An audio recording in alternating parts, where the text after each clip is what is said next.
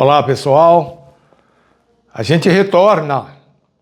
É mais um capítulo dessa missão nossa de estabelecer essa relação que há entre a Bíblia, a ciência, a relação que há conosco, porque nós dependemos dos dois lados.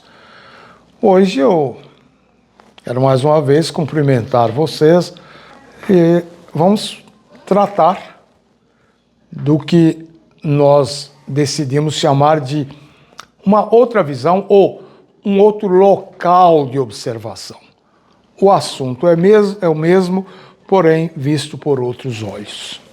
Deus tinha que falar ao mundo e a maior parte do mundo era controlada por Nabucodonosor. Então, apesar dele ser um pagão, era o porta-voz que Deus tinha, um porta-voz autorizado, cujas palavras chegariam ao mais longe dos rincões para entender o que é que Deus pretendia.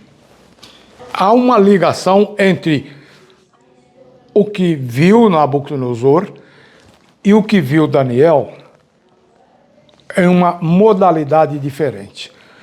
Quando a gente vê a postura de Artaxerxes, a gente percebe que houve uma relação do que Daniel viu e do que Daniel disse, porque Daniel previu que o reino da Babilônia iria ser substituído por um outro reino. Nós vimos na estátua que era um peito de prata, um tórax de prata que iria substituir a cabeça de ouro.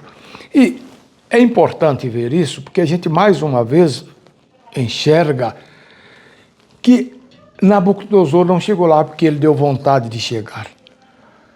O império da Pérsia, ou Medo-Pérsia, igual, também não foi assim.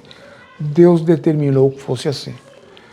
E Deus tinha um propósito de manter sua luz através do seu povo escolhido, que eram os judeus. Deus faz uma mudança no ponto de visão de Daniel. Por quê?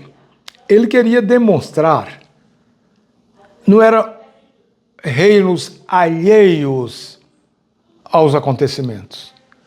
Eles manipulavam os acontecimentos, eles operavam os acontecimentos. Então, na visão de Nabucodonosor, os impérios eram vistos sob a perspectiva de metais, de elementos inertes, coisas paradas. Agora, Daniel vê animais, demonstrando agilidade, movimentos e ambições, como é o caso dos animais que Daniel viu, que são animais selvagens. A história é dinâmica, toda a ciência é dinâmica, a história é uma ciência social. E o importante, e aí é que é a nossa pega. A Bíblia não é dinâmica, a Bíblia é estática.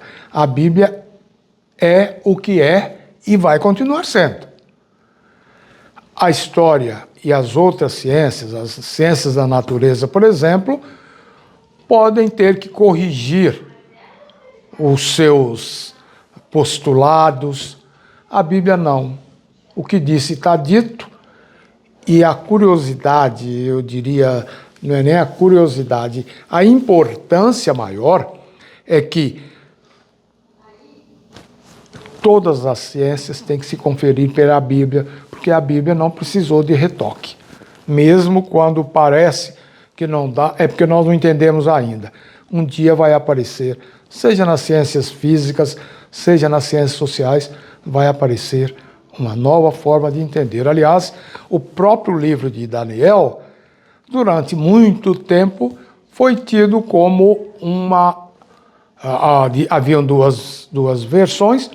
Uma é que ela fosse uma lenda.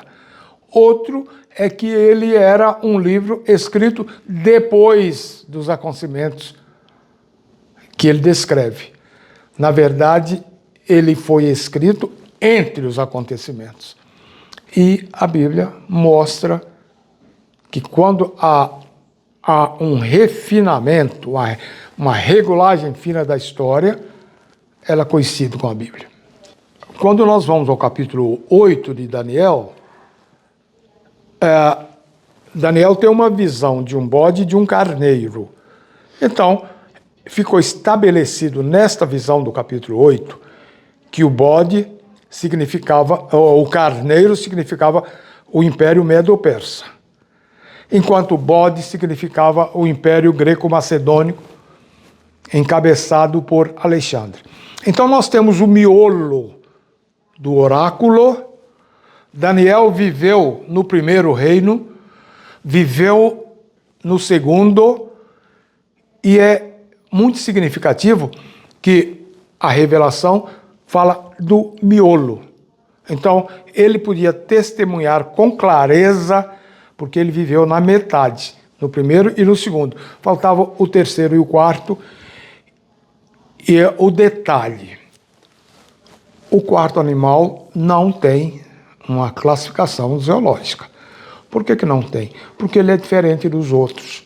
E nós vamos ver, quando chegarmos lá na vez dele, nós vamos ver o quanto ele é diferente. Enquanto os outros impérios se postavam contra Deus, o quarto império termina dizendo que está do lado de Deus, do Deus do céu, do Deus dos hebreus. Mas nós vamos ver que não foi bem assim.